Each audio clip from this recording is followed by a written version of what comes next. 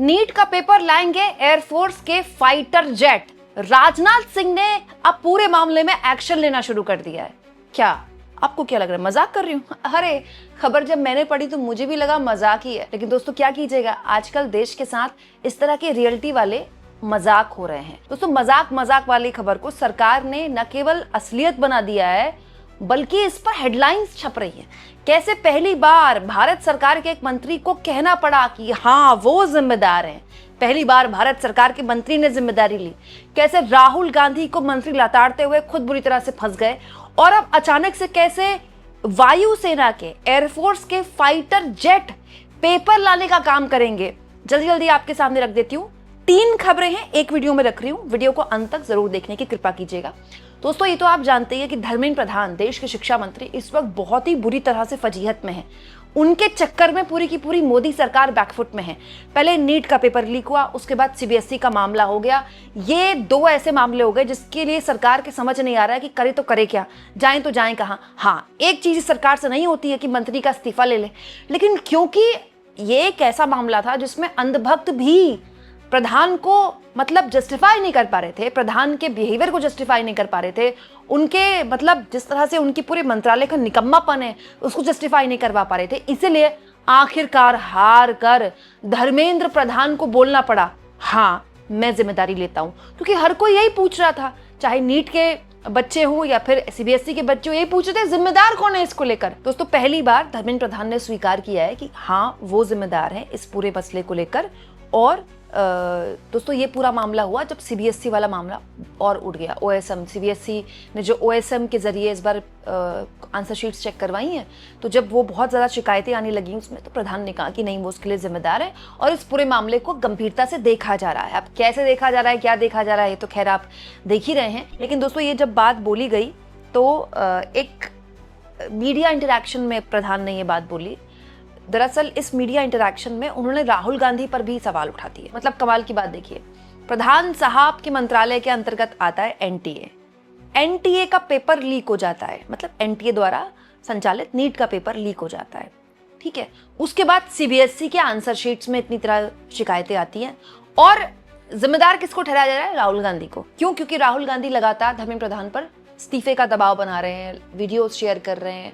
उनका जो संगठन है यूथ कांग्रेस लगातार सड़क पर उतर रहा है। तो राहुल गांधी के लिए धर्मेंद्र प्रधान ने बोला कि अरे वो तो इतने चुनाव हार चुके हैं, राहुल गांधी को कौन सीरियसली लेता है। भाई कोई चुनाव हार चुका है तो देश में पेपर लीक हो जाएंगे क्या? दोस्तों राहुल गांधी इस देश में 100 चुनाव हारे हैं, मैं कह रही हूँ 200 हार जाएं तो आप नीट का पेपर लीक होने देंगे?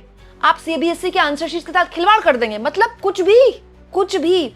तो धर्मेंद्र प्रधान ने जब ये बात बोली राहुल गांधी के लिए कि अरे उनको तो चुनाव हारते रहते हैं, उनको तो देश की जनता ने आईना दिखा दिया, उनकी बात सीरियसली लेने की जरूरत नहीं है, तो राहुल गांधी ने धर्मेंद्र प्रधान को जवाब दिया। कैसे? कि धर्मेंद्र प्रधान जी, मुझे अटैक करने की बजाय आप अपने गुनाहों पर पर्दा मत डालिए। 18.5 लाख बच्चे आपसे सवाल पूछ रहे हैं, उनको जवाब दीजिए कि सीबीएसई के ओएसएम के लिए आपने क्वेम्ट नाम की ऐसी कंपनी को ठेका क्यों दिया जो पहले नाम बदलकर तेलंगाना में इस तरह की कारगुजारी के लिए जिम्मेदार ठहराई जा चुकी है। दरअसल राहुल गांधी ने कहा था कि जिस कंपनी को ये पूरी जिम्मेदारी दी गई कि सॉफ्टवेयर के तहत वो आंसर शीट्स चेक करे, दरअसल ये तेलंगाना में नाम बदलकर पहले इस तरह की हरकत कर चुकी है और 20 से ऊपर वहां युवाओं ने आत्महत्या कर ली थी। वहां भी इस तरह की गड़बड़ हुई थी और उसके बाद उस कंपनी ने नाम बदल लिया और उसको इतना बड़ा ठेका दे दिया गया। तो ये पूरा मसला था। तो राहुल गांधी ने धर्मेंद्र प्रधान से कहा कि आप मुझ पर मत आरोप लगाइए, आप ये बताइए कि आपने ठेका कैसे दे दिया, कौन है इसके लिए जिम्मेदार। दोस्तों लेकिन इससे बड़ा मजाक जानते हैं क्या है? इससे बड़ा मजाक ये है जब मैंने खबर पढ़ी कि भाई एक हाई लेवल मीटिंग हुई है, राजनाथ सिंह ने मीटिंग की है, इसमें एजुकेशन मिनिस्टर प्रधान साहब भी हैं और इसमें ज्योतिरादित्य सिंधिया भी हैं कि भाई पेपर लीक जो नीट का हुआ है इसको कैसे ठीक किया जाए। कि अब ये तय करते हैं कि भाई इंडियन एयरफोर्स को इसमें इंक्लूड किया जाए, इंडियन एयरफोर्स को इंक्लूड किया जाए। इंडियन एयरफोर्स जो है वो पेपर नीट का ऐसे लेकर जाएगी कि लीक ना हो। दोस्तों पहले न्यूज चैनल में खबर आई, मुझे लगा मजाक है क्योंकि न्यूज चैनल वाले तो कुछ भी चला देते, उनका क्या है। लेकिन जब हिंदू ने खबर छापी तो मुझे लगा सीरियसली, आई मीन सीरियसली, सरकार के पास मतलब क्रेडिबिलिटी का ऐसा संकट, विश्वसनीयता का ऐसा संकट पैदा हो गया है कि आप सोचिए एयरफोर्स के नाम का सहारा लेना पड़ रहा है। सरकार जानती है ना कि एयरफोर्स, नेवी और आर्मी की इस देश में क्या साख है। सरकार की कोई साख हो ना हो, एयरफोर्स को सब सलाम करते हैं। तो मतलब सरकार के आगे ऐसा संकट आ गया है कि एयरफोर्स के विमानों से आपको पेपर ट्रांसपोर्ट करवाना पड़ रहा है। मतलब आप ये मान रहे हैं कि आपका पूरा जो शिक्षा मंत्रालय, पूरी मिनिस्ट्री फेल हो गई, कि आपको रक्षा मंत्रालय को इन्वॉल्व करना पड़ रहा है। मतलब एक मिनिस्ट्री के फेलियर होने का जीता जागता प्रमाण है। ये देश के इतिहास में ऐसा शायद ही कभी पहले हुआ होगा। ये सब कुछ क्यों? क्योंकि एक ईगो है कि आप मंत्री का इस्तीफा नहीं लेंगे। भाई मंत्री का इस्तीफा हो जाएगा, सारा गुस्सा शांत हो जाएगा, विपक्ष का मुंह बंद हो जाएगा। लेकिन नहीं, एक ईगो कि हम इस्तीफा नहीं लेते, हमारी सरकारों में इस्तीफा नहीं होता, उस ईगो के चक्कर में आप एक पूरे के पूरे मंत्रालय की साख पर बट्टा लगा रहे हैं। कितने शर्म की बात है दोस्तों। अगर ऐसा हो गया कि वायु सेना इन्वॉल्व हो रही है नीट के पेपर के लिए, मतलब आप सोचिए कि देश छोड़िए पूरी दुनिया में इस पर खबरें बनेंगी। तो दोस्तों फिर तो शिक्षा मंत्रालय को बंद कर देना चाहिए। क्यों? क्योंकि रक्षा मंत्रालय शिक्षा मंत्रालय को बचा रहा है। आप सोचिए कितनी शर्म की बात है ये। दोस्तों सागरिका घोष टीएमसी के सांसद, उन्होंने ये कहा है, ये तो कतई बेतुका है। नरेंद्र मोदी की सरकार शासन चलाने में इतनी बुरी तरह से विफल हो रही है कि उसे परीक्षा की कॉपियों की सुरक्षा के लिए सेना को बुलाना पड़ रहा है। ये मोदी के शासन पतन का साफ एक्सेप्टेंस है।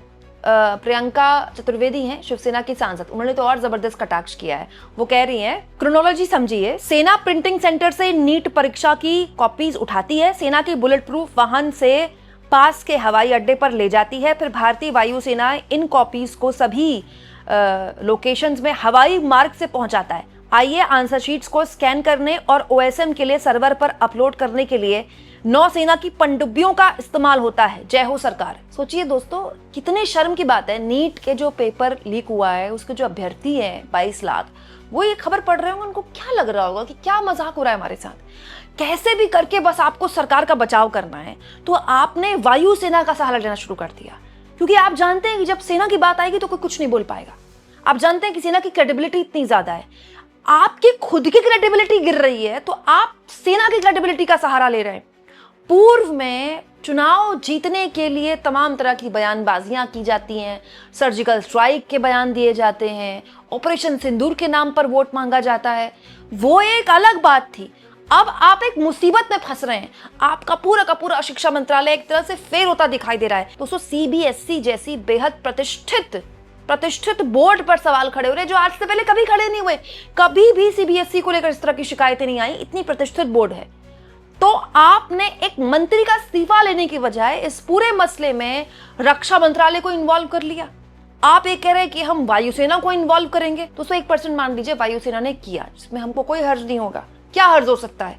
पहली बात तो वायुसेना के पास यही काम है। दोस्तों हमारे देश में सेना जो सिविल के काम में लगती है वो तब लगती है जब पूरी की पूरा सिस्टम फेल कर जाता है। कोई प्राकृतिक आपदा आ गई, सेना को उतारा जाता है। जब लगता है भाई कोई सिस्टम काम नहीं कर सकता, अब सेना ही काम करेगी। तो मतलब सरकार मान रही है कि हालात ऐसे हो गए कि भैया सेना को इन्वॉल्व करे बिना कुछ नहीं हो सकता। पूरा का पूरा जो तंत्र है शिक्षा मंत्रालय का वो फेल कर गया, तो वही अंत आ गया, सेना को इन्वॉल्व कीजिए। या तो ऐसी स्थिति हो गई। और अगर ऐसा नहीं है तो क्या वायुसेना के पास काम नहीं है?